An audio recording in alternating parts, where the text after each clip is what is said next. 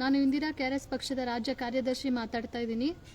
ಇವತ್ತು ಕೋಲಾರ ಜಿಲ್ಲೆಯಲ್ಲಿ ಡಿಸಿ ಕಚೇರಿಯ ಮುಂಭಾಗದಲ್ಲಿ ಕೆಆರ್ಎಸ್ ಪಕ್ಷದ ಕೋಲಾರ ಜಿಲ್ಲೆಯ ಪದಾಧಿಕಾರಿಗಳಿಂದ ಒಂದು ಪ್ರತಿಭಟನೆ ನಡೀತಾ ಇರುತ್ತೆ. ವಿಚಾರ ಏನು ಅಂತಂದ್ರೆ,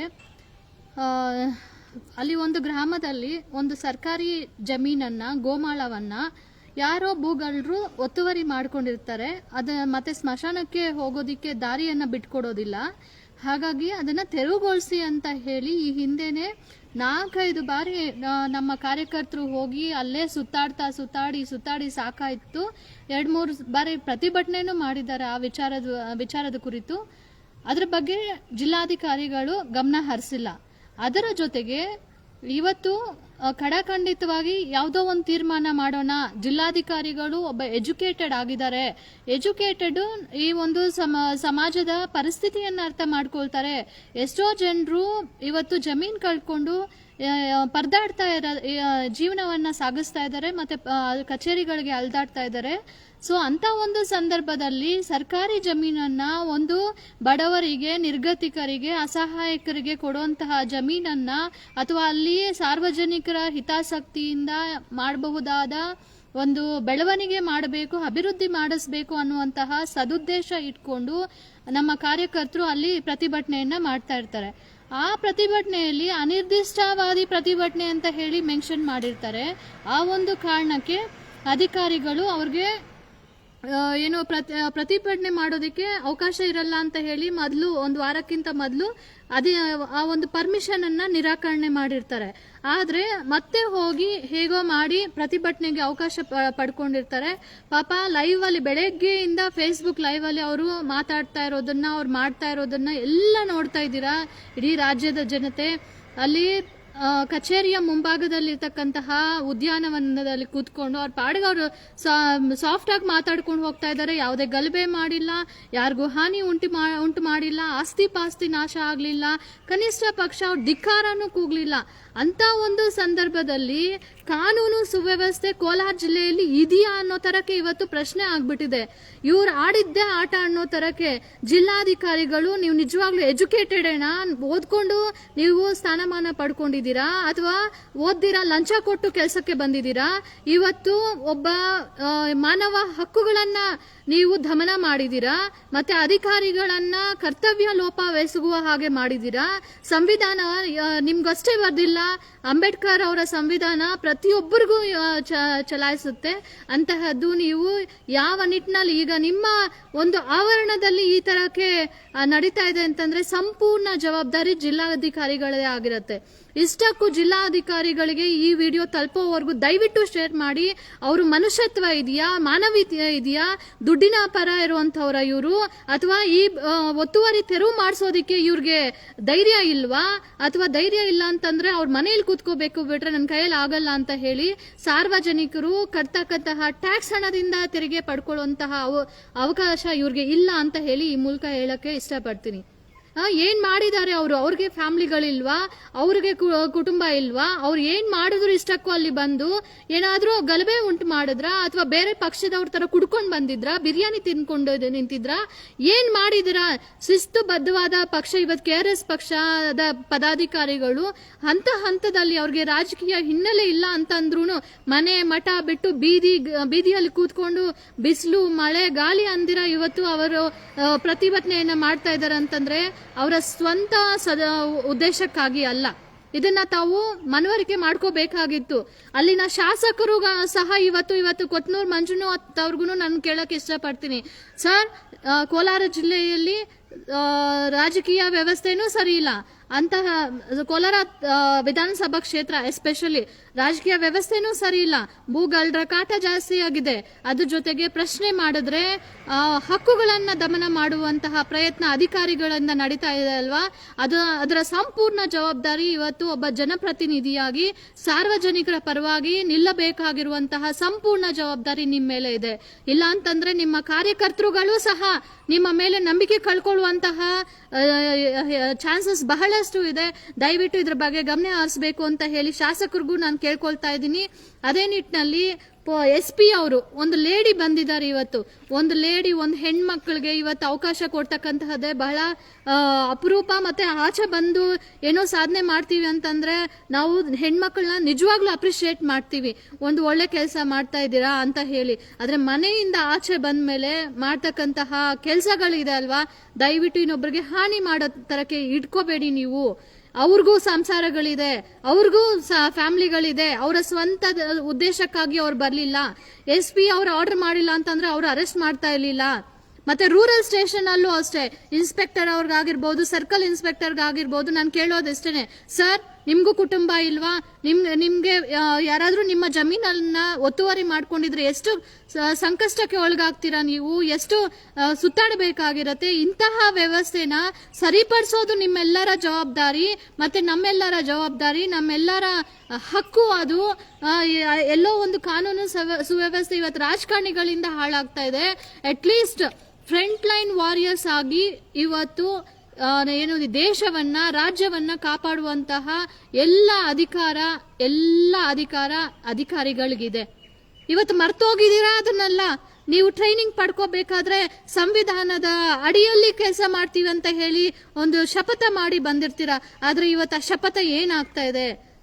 ಸಾರ್ವಜನಿಕರ ಹಕ್ಕುಗಳನ್ನ ಕಿತ್ಕೊಳ್ಳುವಂತಹ ಪ್ರಯತ್ನ ಆಗ್ತಾ ಇದೆ, ಸಂವಿಧಾನವನ್ನ ಬಲಿ ಮಾಡುವಂತಹ ಪ್ರಯತ್ನ ಆಗ್ತಾ ಇದೆ. ಎಲ್ಲಿಗೋಯ್ತು ನಮ್ಮ ಸಂವಿಧಾನ? ಎಲ್ಲಿಗೋಯ್ತು ನಮ್ಮ ಹಕ್ಕು? ಸಾರ್ವಜನಿಕರು ಏನು ಪ್ರಶ್ನೆ ಮಾಡಬಾರ್ದಾ? ಇಷ್ಟಕ್ಕವ್ರು ಪ್ರಶ್ನೆ ಮಾಡಿರೋದು ಏನು ಅಂತ ತಿಳ್ಕೋಬೇಕಲ್ವಾ? ಯಾರಿಗೋಸ್ಕರ ಅಂತ ತಿಳ್ಕೋಬೇಕು ಅಲ್ವಾ? ಸಂಪೂರ್ಣವಾಗಿ ಇವತ್ತು DC ಅವರಿಂದ, SP ಅವರಿಂದ, ಯಾಕಂದ್ರೆ ಮೇಲ್ದರ್ಜೆಯಲ್ಲಿ ಕೂತ್ಕೊಂಡು ಇವತ್ತು ಆಗ್ದಿರ ಇರುವಂತಹ ಕೆಲಸಗಳನ್ನ ಸರಿಯಾಗಿ ಮಾಡಿ ಅಂತ ಕೇಳುವಂತವ್ರನ್ನ ಬಂಧಿಸಿರುವಂತಹದ್ದು ತೀವ್ರವಾಗಿ ಕಣಿಸುವಂತಹ ವಿಚಾರ. ಆಮೇಲೆ ನನ್ನ ಫೇಸ್ಬುಕ್ ಖಾತೆಯಲ್ಲಿ ನೀವೆಲ್ಲ ನೋಡ್ಬೋದು, ಯಾಕಂದ್ರೆ ಸಾಕಷ್ಟು ಅಧಿಕಾರಿಗಳು ನನಗೆ ಹೇಳ್ತಾ ಇರ್ತಾರೆ ನಿಮ್ ಫೇಸ್ಬುಕ್ ಅನ್ನ ಫಾಲೋ ಮಾಡ್ತೀವಿ ಅಂತ. ಸೊ ಆ ನಿಟ್ಟಿನಲ್ಲಿ ನಾನು ಹೇಳ್ತಾ ಇದ್ದೀನಿ, ನನ್ನ ಫೇಸ್ಬುಕ್ ಅಲ್ಲಿ ಒಂದು ವಿಡಿಯೋ ಹಂಚ್ಕೊಂಡಿದ್ದೀನಿ. ಒಂದು ಹೆಣ್ಣು ಮಗಳು ಅವ್ರ ಮನೆ ಮಠ ಬಿಟ್ಟು ಬಂದು ಆಚೆ ಹೋರಾಟ ಮಾಡ್ತಾ ಇದ್ದಾರೆ ಅಂತಂದ್ರೆ, ಆ ಹೆಣ್ಣು ಮಗಳನ್ನ ಇವತ್ತು ನಮ್ಮ ಕಾರ್ಯಕರ್ತರನ್ನು ಸೇರಿ ಆ ಹೆಣ್ಮಗಳನ್ನೂ ಸೇರಿ ಇವತ್ತು ನೀವು ಡಿಟೈನ್ ಮಾಡೋದಿಕ್ಕೋ ಅಥವಾ ಬಂಧಿಸೋದಿಕ್ಕೋ ಕರ್ಕೊಂಡು ಹೋಗಿದ್ದೀರಾ. ಸರಿಯಾಗಿ ಮಾಹಿತಿ ಇಲ್ಲ. ನಮ್ಮ ಕಾರ್ಯಕರ್ತರಿಗೆ ಫೋನ್ ಮಾಡಿದ್ರೆ ಪಿಕ್ ಮಾಡ್ತಾ ಇಲ್ಲ, ನಿಮ್ ಕಚೇರಿಗಳಿಗೆ ಫೋನ್ ಬರ್ತಾ ಇದಾವೆ, ಆದ್ರೂ ಸ್ಪಂದಿಸ್ತಾ ಇಲ್ಲ. ಸೊ ಆ ನಿಟ್ಟಿನಲ್ಲಿ ಇವತ್ತು ಕೇಳ್ತಾ ಇದ್ದೀನಿ, ಆ ಹೆಣ್ಣು ಮಗಳ ಕೈಯಿಂದ ಒಬ್ಬ ಜೆಂಟ್ಸ್ ಒಬ್ಬ ಅಧಿಕಾರಿ ಕೈಯಿಂದ ಫೋನನ್ನ ಕಿತ್ಕೊಳ್ತಾರಲ್ಲ, ಯಾವ ಹಕ್ಕಿನಲ್ಲಿ, ಯಾವ ಸೆಕ್ಷನ್ ಅಡಿಯಲ್ಲಿ ನೀವು ಫೋನನ್ನ ಕಿತ್ಕೊಳ್ತೀರಾ? ಒಂದು ಹೆಣ್ಣು ಮಗಳ ಕೈಯನ್ನ ಮುಟ್ಟಿ ಹೇಗೆ ನೀವು ಫೋನನ್ನ ಕಸಿದುಕೊಳ್ಳೋದಿಕ್ಕೆ ಸಾಧ್ಯ ಆಗುತ್ತೆ? ಒಂದ್ ಸ್ವಲ್ಪ ಆದ್ರೂ ಅವ್ರೆಂತವ್ರು, ಏನು ಅವ್ರ ಹಿನ್ನೆಲೆ ಏನು, ಎಲ್ಲಾ ಪಕ್ಷದವ್ರ ತರ ಎಂಟರ್ಟೈನ್ ಮಾಡೋಂಥವ್ರು ನಿಮ್ಗೆ ಬೇಕಾ? ಅಥವಾ ಎಲ್ಲಾ ಪಕ್ಷದಲ್ಲಿ ಹೋಗಿ ಕುಡ್ಕೊಂಡು ತಿನ್ಕೊಂಡು ಡ್ರಗ್ಸ್ ಅಡಿಕ್ಟ್ ಆಗಿ ಇವತ್ತು ಮಕ್ಕಳು ಬಲಿ ಆಗ್ತಾ ಇದಾರೆ, ಅಂತವ್ರಿಗೆ ಸಪೋರ್ಟ್ ಮಾಡ್ತೀರಾ? ಅಂತವ್ರ ಮೇಲೆ ಒಂದು ಕೇಸ್ ಹಾಕೋದಿಕ್ಕೆ ನಿಮ್ಗೆ ಧೈರ್ಯ ಇಲ್ಲ. ಅಂತದ್ದು ಒಳ್ಳೆ ರೀತಿಯಲ್ಲಿ ನ್ಯಾಯಬದ್ಧವಾಗಿ ಒಂದು ಜೆನ್ಯೂನ್ ರೀಸನ್ಗೋಸ್ಕರ ಹೋರಾಟ ಮಾಡ್ತಾ ಇರುವಂತಹ KRS ಪಕ್ಷದ ಕಾರ್ಯಕರ್ತರನ್ನ ಬಂಧಿಸಿರುವಂತದ್ದು ನಾವಂತೂ ತೀವ್ರವಾಗಿ ಖಂಡಿಸ್ತೀನಿ. ಆ ಹೆಣ್ಣು ಮಗಳ ಕೈಯಿಂದ ಮೊಬೈಲ್ ಕಿತ್ಕೊಂಡು ನೀವು ದೊಡ್ಡ ತಪ್ಪು ಮಾಡಿದ್ದೀರಿ. ಮುಂದಿನ ದಿನಗಳಲ್ಲಿ ಮಹಿಳಾ ಶಕ್ತಿ ಏನು ಅಂತ ಹೇಳಿ ನಾವು ತೋರಿಸ್ತೀವಿ. ಮತ್ತೆ ಅವ್ರ ಮೇಲೆ ಏನಾದ್ರು ಕೇಸ್ ಬಿತ್ತು ಅಂತಂದ್ರೆ ಇಡೀ ರಾಜ್ಯದ ಜನತೆ ನಿಮ್ಮ ಸ್ಟೇಷನ್ ಮುಂದೆ ಬಂದು ಕೂತ್ಕೊಳ್ತೀವಿ, DC ಕಚೇರಿ ಮುಂದೆ ಬಂದು ಕೂತ್ಕೊಳ್ತೀವಿ ಅಂತ ಈ ವಿಡಿಯೋ ಮೂಲಕ ಹೇಳಕ್ ಇಷ್ಟಪಡ್ತೀನಿ. ನಾವು ಆಕ್ರೋಶ ಭರಿತರಾಗಿ ಮಾತಾಡ್ತಾ ಇದೀವಿ, ಆದ್ರೆ ಅದ್ರ ಹಿಂದಿನ ನೋವು, ಅದ್ರ ಹಿಂದಿನ ಏನಾದ್ರೂ ಒಳ್ಳೆ ಕೆಲಸ ಮಾಡಕ್ ಹೋದ್ರೆ ನಿಮ್ಮಂತವರ ಒಂದು ಪಿತೂರಿ ಇದನ್ನೆಲ್ಲ ನಾವು ಅನುಭವಿಸ್ತಾ ಇರ್ತೀವಲ್ವಾ? ಈ ಹಿಂದೆ ನನ್ನ ಮೇಲೂ ಒಂದು ಕೇಸ್ ಹಾಕಿದ್ರಿ ಕೋಲಾರ ಜಿಲ್ಲೆಯಲ್ಲಿ. ಇತ್ತೀಚೆಗೆ ಅದು ಸುಳ್ಳು ಕೇಸು. ಅದು ಅಧಿಕಾರಿಗಳಿಗೆ ಒಂದ್ ಸ್ವಲ್ಪ ಆದ್ರೂ ಕಿಂಚಿತ್ತಾದ್ರೂ ಇರಬೇಕು, ಏನು ಪಾಪ ಅನ್ನೋಂತಹ ಇದಿರ್ಬೇಕು. ಏನೋ ನಮ್ಮನ್ನ ರೌಡಿಗಳನ್ನಾಗಿ ಮಾಡಿ ನೀವು ಕೇಸ್ ಹಾಕ್ತಿರಲ್ಲ, ನಿಮ್ಗೆ ಏನ್ ಅನ್ಸ್ತಾ ಇಲ್ವಾ? ಈ ಒಂದು ವ್ಯವಸ್ಥೆಯಲ್ಲಿ ನಿಮ್ಮ ಮಕ್ಕಳ ಭವಿಷ್ಯ ನಿಮ್ಗೆ ಕಾಣಿಸ್ತಾ ಇಲ್ವಾ? ನಿಮ್ಮ ಮಕ್ಕಳು, ನಿಮ್ಮ ಕುಟುಂಬ ಈ ಒಂದು ವ್ಯವಸ್ಥೆಯಲ್ಲಿ ಬದುಕ್ತಾ ಇಲ್ವಾ? ಅವರೇ ಒಂದು ಕಚೇರಿಗೆ ಹೋದಾಗ ಒಳ್ಳೆ ಕೆಲಸಗಳು ಆಗ್ತಾ ಇದೆಯಾ? ಅಥವಾ ಪ್ರಾಮಾಣಿಕವಾಗಿ ಆಗ್ತಾ ಇದೆಯಾ? ಅಥವಾ ಲಂಚ ಕೊಟ್ಟು ಕೆಲಸ ಮಾಡಿಸ್ಕೋಬೇಕಂತಂದ್ರೆ ನಿಮ್ ತರಕ್ಕೆ ನಾವೆಲ್ಲಿ ಸರ್ ಲೂಟಿ ಮಾಡೋಣ? ಎಲ್ಲಿ ಸರ್ ಲೂಟಿ ಮಾಡಕ್ ಸಾಧ್ಯ? ಕೋಟ್ಯಾಂತರ ರೂಪಾಯಿ ದುಡ್ದು ಸುರಿತಾ ಇದಾರೆ ಕಚೇರಿಗಳಿಗೆ ಬಂದು. ನಿಮ್ಗೆ ಒಂದ್ ಸ್ವಲ್ಪನೂ ಮಾನವೀಯತೆ ಅನ್ನಿಸ್ತಾ ಇಲ್ವಾ? ಪಾಪ ಅನ್ನೋ ಬುದ್ಧಿನೇ ಇಲ್ವಾ? ಇವತ್ತು ಬಂಧಿಸೋದಿಕ್ಕೆ ಅವ್ರು ಏನ್ ತಪ್ಪು ಮಾಡಿದಾರಂತ ನೀವು ಬಂಧಿಸ್ತಾ ಇದ್ದೀರಾ? ಒಂದ್ ಜೆನ್ಯೂನ್ ರೀಸನ್ ಹೇಳಿ ಹೋಗ್ಲಿ. ಯಾವ ಸೆಕ್ಷನ್ ಅಡಿಯಲ್ಲಿ ಅವರನ್ನ ಬಂಧಿಸೋದಿಕ್ಕೆ ಬರುತ್ತೆ ಹೇಳಿ? ಆದ್ರೆ ನೀವು ಕಾನೂನನ್ನ ಪರಿಪಾಲನೆ ಮಾಡುವಂತವ್ರು, ಕಾನೂನು ಅಡಿಯಲ್ಲಿ ಬರುವಂತವ್ರು, ತರಬೇತಿಯನ್ನ ಪಡ್ಕೊಂಡು ಬಂದಿರುವಂತವ್ರು ಕೆಲ್ಸಕ್ಕೆ ಹೋಗ್ಬೇಕಾದ್ರೆ ಮಾತ್ರ ನಾನ್ ಸತ್ಯವನ್ನೇ ಮಾತಾಡ್ತೀನಿ, ಸತ್ಯದ ಪರ ನಿಲ್ತೀನಿ, ನ್ಯಾಯ ಮಾಡ್ತೀನಿ ಅನ್ಕೊಂಡು ಬರುವಂತಹ ನೀವುಗಳು ಸೊಸೈಟಿಗೆ ಬಂದಾದ್ಮೇಲೆ ಮಾಡುವಂತಹದ್ದು ಅಕ್ಷರಶಃ ಬೇರೆಯವ್ರನ್ನ ಲೂಟಿ ಮಾಡುವಂಥದ್ದು, ಬೇರೆಯವ್ರನ್ನ ಸಂಸಾರಗಳನ್ನ ಹಾಳು ಮಾಡುವಂಥದ್ದು, ಕುಟುಂಬಗಳನ್ನ ನಾಶ ಮಾಡುವಂಥದ್ದು, ಜೀವನಗಳನ್ನ ಸುಟ್ಟಾಕುವಂತಹದ್ದು, ಜನರಿಗೆ ಬೇಸರ ತರಿಸಿ ಈ ಸಮಾಜನೂ ಬೇಡ ಇದು ಬೇಡ ಅಂತ ಹೇಳಿ ಪ್ರಾಣ ಹೋಗೋ ತರಕ್ಕೆ ಮಾಡ್ತಾ ಇದ್ದೀರಾ ನೀವು. ನಾಚಿಕೆ ಆಗತ್ತೆ. ನಾನು ಕೋಲಾರ ಜಿಲ್ಲೆಯ ಹೆಮ್ಮೆಯ ಹೆಣ್ಮಗಳು. ಇವತ್ತು ಅವ್ರ ತರಕ್ಕೆ ನಾನು ಬಂದ ಎಷ್ಟೋ ಹೋರಾಟಗಳಲ್ಲಿ ಪಾಲ್ಗೊಳ್ತಾ ಇದ್ದೀನಿ. ಆದ್ರೆ ಹೋರಾಟಗಾರರಿಗೆ ಎಲ್ಲಿ ಬೆಲೆ ಇದೆ? ಹೋರಾಟಗಾರರೇ ಇಲ್ಲ ಅಂತಂದ್ರೆ ನಾಳೆ ದಿನ ಸಮಾಜ ಏನಾಗುತ್ತೆ? ಒಂದ್ ಸ್ವಲ್ಪ ಯೋಚನೆ ಮಾಡಿ ದಯವಿಟ್ಟು ನಮ್ಮ ಕಾರ್ಯಕರ್ತರನ್ನ ಇಮಿಡಿಯೇಟ್ ಆಗಿ ಬಿಡುಗಡೆ ಮಾಡಬೇಕು ಅಂತ ಹೇಳಿ ಕೈ ಮುಗ್ದು ಕೇಳ್ಕೊಳ್ತಾ ಇದ್ದೀನಿ. ಇಷ್ಟೇ ನಮ್ಗೆ ಅವಕಾಶ ಇರೋದು. ಆದ್ರೆ ನೀವು ಪದೇ ಪದೇ ಕೇಸ್ ಹಾಕ್ತೀರಾ ಅಂತಂದ್ರೆ ನಾವು ಅಲ್ಲೇ ಹೋಗಿ ಕುತ್ಕೊಂಡ್ ಬಿಡ್ತೀವಿ, ಸ್ಟೇಷನ್ ಮುಂದೆ ಅರೆಸ್ಟ್ ಮಾಡ್ತೀರಾ, ಮಾಡ್ಕೊಂಡ್ಬಿಡಿ. ಬೇರೆ ಏನು ನಮ್ಗೆ ತೋಚ್ತಾ ಇಲ್ಲ. ಆದ್ರೆ ಸ್ವಲ್ಪ ಆದ್ರೂ ಮನುಷ್ಯತ್ವ, ಮಾನವೀಯತೆ ಅನ್ನೋದು ನೀವೆಲ್ಲ ಇಟ್ಕೊಂಡು ಬದುಕಬೇಕು. ಇಲ್ಲ ಅಂತಂದ್ರೆ ಸಮಾಜ ಹಾಳಾಗ್ತಾ ಇದೆ. ಇವತ್ತು 100 ರೂಪಾಯಿಲಿ ಸಂಸಾರ ಮಾಡ್ತಕ್ಕಂಥವ್ರು ಇವತ್ತು ಲಕ್ಷ ರೂಪಾಯಿ ಇಟ್ಕೊಂಡ್ರು ಅವ್ರ ಜೇಬ್ಗಳಲ್ಲಿ ಸಂಸಾರ ಮಾಡಕ್ ಆಗ್ತಾ ಇಲ್ಲ, ಕುಟುಂಬನ ಪೋಷಣೆ ಮಾಡಕ್ ಆಗ್ತಾ ಇಲ್ಲ. ಅದನ್ನ ಕೇಳೋದು ನಮ್ ತಪ್ಪ? ಎಷ್ಟೋ ಜನ ಭೂಮಿ ಇಲ್ದಿರ ಸಾಯ್ತಾ ಇದಾರೆ. ಭೂಮಿ ಇದ್ರೆ ಅಟ್ಲೀಸ್ಟ್ ವ್ಯವಸಾಯ ಮಾಡ್ಕೊಂಡು ಬದುಕ್ತಾರೆ. ಆ ಭೂಮಿ ಇಲ್ದಿರ ಬೇರೆಯವ್ರ ಭೂಗಳ್ರು ಬಂದು ಲೂಟಿ ಮಾಡ್ಕೊಂಡು ಅದನ್ನ ಕಬ್ಜಾ ಮಾಡ್ಕೊಂಡು ತಿಂತಾ ಇದಾರೆ. ಬೆಳೆಯೋರು ಬೆಳೀತಾನೆ ಇದಾರೆ, ಕಷ್ಟಪಡೋರು ಕಷ್ಟಪಡ್ತಾನೆ ಇದಾರೆ. ಅಂತವ್ರಿಗೆ ನೀವು ಸಪೋರ್ಟ್ ಮಾಡ್ತೀರಾ? ಬೆಳೆಯೋರ್ಗೆ, ದುಡ್ಡು ಲೂಟಿ ಮಾಡುವಂತವ್ರಿಗೆ ಸಪೋರ್ಟ್ ಮಾಡ್ತೀರಾ ಬಿಟ್ರೆ ಅಸಹಾಯಕರಿಗಂತೂ ಸಪೋರ್ಟ್ ಮಾಡ್ತಾ ಇಲ್ಲ. ಅವ್ರು ಇವತ್ತು ಪ್ರತಿಭಟನೆ ಮಾಡುವಂತಹ ವಿಚಾರಗಳು ಭೂ ಒತ್ತುವರಿ ಅಷ್ಟೇ ಅಲ್ಲ, ಮತ್ತೊಬ್ರು ಒಂದು ಮನೆ ಇರುತ್ತೆ, ಆ ಮನೆ ಮುಂದೆ ದೊಡ್ಡ ಹಳ್ಳ ತೋಡ್ಬಿಟ್ಟಿರ್ತಾರೆ. ಅವ್ರು ಹೋಗಿ ಬರೋದಿಕ್ ದಾರಿನೇ ಇಲ್ಲ. ಪ್ರತಿನಿತ್ಯ ಅವ್ರ ಮನೇಲಿ ಸಾವಾದಾಗ್ಲೂನು ಕೆಳಗಡೆ, ಮೇಲಿಂದ ಕೆಳಗಡೆವರೆಗೂ ಬಾವಿಗೆ ಬಂದು ಮತ್ತೆ ಅದರಿಂದ ಹತ್ಕೊಂಡು ಪಾಪ ಶವವನ್ನ ಸಾಗಿಸಿರುವಂತಹ ಫೋಟೋಗಳು ನಿಮ್ಗೆ ತೋರ್ಸಿದ್ರು ಕರುಣೆ ಇಲ್ಲ, ನಿಮ್ಗೆ ಏನು ಅನ್ನಿಸ್ತಾ ಇಲ್ಲ ಅಂತಂದ್ರೆ ಎಂತ ಮನುಷ್ಯತ್ವ? ನೀವೇನ್ 1000 ವರ್ಷ ಬದುಕ್ಬಿಡ್ತೀರಾ ಭೂಮಿ ಮೇಲೆ? ಇರೋಷ್ಟು ದಿನ ಒಳ್ಳೆ ಕೆಲಸ ಮಾಡಿ ಹೋಗೋಣ ಅನ್ನೋ ಅನ್ಸೋದೇ ಇಲ್ವಾ ನಿಮ್ಗೆ?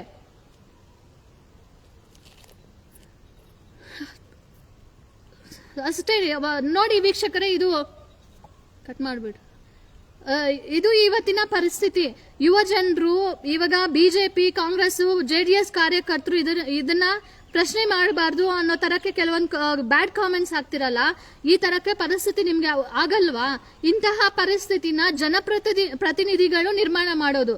ಅಧಿಕಾರಿಗಳ ಹಿಂದೆ ಅವ್ರಿಗೆ ದುಡ್ಡು ತೋರಿಸಿ, ದುಡ್ಡಿನ ಆಸೆ ಪಡಿಸಿ, ನಾವಿದೀವಿ, ನೀವೇನ್ ಬೇಕಾದ್ರೂ ಮಾಡ್ಕೊಳ್ಳಿ, ಅಕ್ರಮನೇ ಮಾಡಿ ನಿಮ್ ಜೊತೆ ನಾವಿದೀವಿ ಅನ್ನೋ ಧೈರ್ಯ ತುಂಬಿರೋ ಕಾರಣಕ್ಕೆ ಇವತ್ತು ಹಿಂಗಾಗ್ತಾ ಇದೆ. ಮುಂದಿನ ದಿನಗಳಲ್ಲಿ ಇನ್ನೂ ಹೆಚ್ಚಾಗುತ್ತೆ. ಅವತ್ತು ನಾವು ಒದ್ದಾಡಿದ್ರು ನಮ್ಗೆ ನ್ಯಾಯ ಸಿಗೋದಿಲ್ಲ.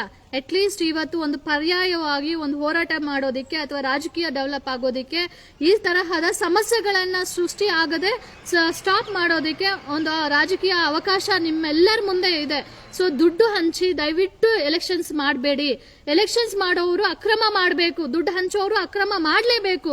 ಇಲ್ಲ ಅಂತಂದ್ರೆ ಅವರು, ಈಗ ಉದಾಹರಣೆಗೆ ಈ ಅಧಿಕಾರಿಗಳೇ ಹೇಳಿ, ಒಬ್ಬ ಇನ್ಸ್ಪೆಕ್ಟರ್ ಆಗ್ಲಿ ಪ್ರಮೋಷನ್ ತಗೋಬೇಕಂತಂದ್ರೆ ಕೋಟ್ಯಾಂತರ ರೂಪಾಯಿ ಇವತ್ತು ಸುರಿಬೇಕು. ಆ ಕೋಟಿ ರೂಪಾಯಿನ ಮತ್ತೆ ಸಂಪಾದನೆ ಮಾಡೋದಿಕ್ಕೆ ಸಾರ್ವಜನಿಕರ ಜೇಬ್ಗೆ ಕೈ ಹಾಕ್ತಾರೆ. ಸೊ ಇಂತಹ ಎಲ್ಲಾ ಪರಿಸ್ಥಿತಿಗಳನ್ನ ಕಡಿವಾಣ ಹಾಕ್ಬೇಕಂತಂದ್ರೆ ಜನರು ಎಚ್ಚೆತ್ಕೊಳ್ಬೇಕು. ಈ 3 ಪಕ್ಷಗಳನ್ನ ತೊರಿಬೇಕು. ಈ 3 ಪಕ್ಷದಲ್ಲಿ ಆಡಳಿತ ನಡೆಸಿದ್ದಾರೆ. 3 ಪಕ್ಷ ಆಡಳಿತ ನಡೆಸಿದ್ರು ಅಂತಹ ಎಲ್ಲಾ ಸಂದರ್ಭದಲ್ಲೂ ಈ ತರ ಅವ್ಯವಸ್ಥೆ, ಈ ತರಹದ ಸಮಾಜ ಇದ್ದೇ ಇದೆ.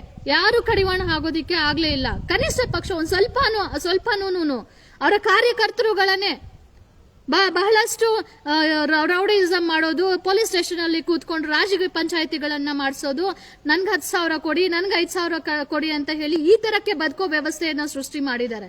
ಇದನ್ನೆಲ್ಲ ಕಡಿವಾಣ ಆಗ್ಬೇಕಂತಂದ್ರೆ you have to change. Youth ಮುಂದೆ ಬನ್ನಿ. ಎಷ್ಟೇ ಆಗ್ಬಿಟ್ಟಿದೆ, ಇನ್ ಮುಂದೆ ನಿಮ್ಗೂ ಸಂಕಷ್ಟಗಳು ಎದುರಾಗ್ಲಿದೆ. ಮುಂದೆ ಬಂದು ರಾಜಕೀಯ ವ್ಯವಸ್ಥೆಯನ್ನು ಸೃಷ್ಟಿ ಮಾಡೋದಿಕ್ಕೆ ದಯವಿಟ್ಟು ನಿಮ್ ಬಲ ಕೊಡಿ. ನೀವೆಲ್ಲರೂ ಜೊತೆಗಿದ್ರೆ ಖಂಡಿತ ಸಾಧ್ಯ ಆಗತ್ತೆ. ಹೋರಾಟ ಮಾಡ್ತಾ ಇದಾರೆ ಅಂದ್ರೆ 100 ಜನನು ಕನಿಷ್ಠ ಪಕ್ಷ ಹೋರಾಟಗಾರರ ಜೊತೆ ಇಲ್ಲ ಅಂತಂದ್ರೆ ಅವರನ್ನು ಬಂಧಿಸ್ತಾರೆ, ಸಮಾಜನೂ ಸರಿ ಹೋಗೋದಿಲ್ಲ. ಸೊ ಹಾಗಾಗಿ ಒಳ್ಳೇದು ಇವ್ರು ಮಾಡ್ತಾ ಇರೋದು ಅಂತಂದ್ರೆ ಯಾಕೆ ಭಯ ಪಡ್ತೀರಾ? ನೀವು ಸಂಬಳ ಕೊಟ್ಟು MLA ಗೆಲ್ಸಿದ್ರ, ನೀವು ಸಂಬಳ ಕೊಟ್ಟು ಅಧಿಕಾರಿಗಳನ್ನ ಇಟ್ಕೊಂಡಿದ್ದೀರಾ ನಿಮ್ಮ ಕೆಲಸ ಮಾಡ್ಲಿ ಅಂತ. ಆದ್ರೆ ಇವತ್ತು ಯಾರೋ ದುಡ್ಡಿರುವಂತಹವರ ಪರ ಕೆಲಸ ಮಾಡ್ತಾ ಇದ್ದಾರೆ, ಯಾರೋ ಭೂಗಳ್ರ ಪರ ಕೆಲಸ ಮಾಡ್ತಾ ಇದ್ದಾರೆ. ಅವ್ರು ಹೋದ್ರೆ ಆಫೀಸ್ಗಳಲ್ಲಿ ಕೂರ್ಸಿ ಟೀ ಕಾಫಿ ಜ್ಯೂಸು ಕುಡಿಸ್ತಾರೆ, ಆದ್ರೆ ಹೋರಾಟಗಾರರ ಹೋದ್ರೆ ಏನಪ್ಪಾ ಬಂದಿದ್ದು ಅಂತ ಮಾತಾಡಿಸ್ತಾರೆ. ಅದೇ ತಿರುಗಿಸಿ ಅವ್ರನ್ನ ಏನಮ್ಮ ಅಂತ ಮಾತಾಡ್ಸಿದ್ರೆ ಎಷ್ಟು ಕೋಪ ಬರುತ್ತೆ ಅವ್ರಿಗೆ. ನಾವೇನು ಅಷ್ಟು ಕಡಿಮೆ ಆಗ್ಬಿಟ್ಟಿದೀವ ಅವ್ರಿಗೆ? ಸೊ ಇದನ್ನ ಬದಲಾವಣೆ ಮಾಡ್ಬೇಕಂತಂದ್ರೆ ದಯವಿಟ್ಟು ಬನ್ನಿ, ಹೊಸ ರಾಜಕೀಯ ಬದಲಾವಣೆ ತನ್ನಿ. ಪ್ರತಿಯೊಂದು ಸಮಸ್ಯೆಗೂ ಕಾರಣ ರಾಜಕಾರಣನೇ. ಆ ರಾಜಕಾರಣ ಬದಲಾವಣೆ ಆಗಿಲ್ಲ ಅಂತಂದ್ರೆ ಮುಂದೆ ತುಂಬಾ ಕಷ್ಟಗಳಲ್ಲಿ ನಾವು ಸಿಲ್ಕೊಳ್ತಾ ಇದೀವಿ. ಇಷ್ಟು ಹೇಳ್ತಾ ಈ ಮಾತನ್ನ ಮುಗಿಸ್ತಾ ಇದ್ದೀನಿ. ದಯವಿಟ್ಟು ಅಧಿಕಾರಿಗಳ ಗಮನಕ್ಕೆ ಹೋಗುವವರೆಗೂ ಈ ವಿಡಿಯೋವನ್ನ ಶೇರ್ ಮಾಡಬೇಕು ಅಂತ ಕೇಳ್ಕೊಳ್ತೀನಿ. ನಮಸ್ಕಾರ.